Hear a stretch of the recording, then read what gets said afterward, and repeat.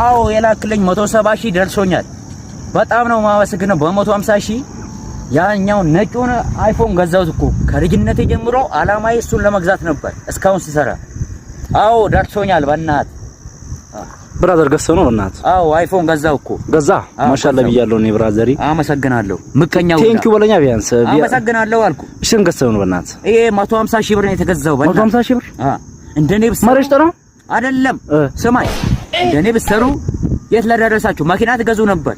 ከትንሽ ከሊስትሮ ነበር የጀመርኩ ከቆላሪዮ ሃይላንድ ከመልቀም ነበር። አንተማ ተከነ ብራዘሪ ግን እስኪ ሊው በእናት አታዩም? አይፎን ይሄው እንዲው አትንካ ቆሻሻ የአበሻ ቆሻሻ።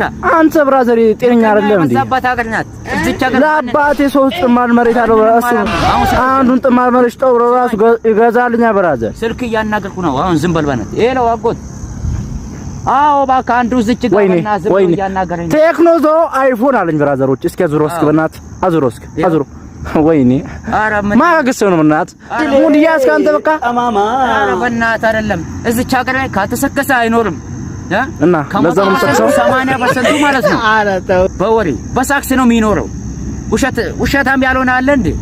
የሰማ ተከነ ሳክሳም ነው ሁሉ። እና እኔ ለምሰክ ጓደኛ አይደለም ቢያንስ ለምሰከኛለህ።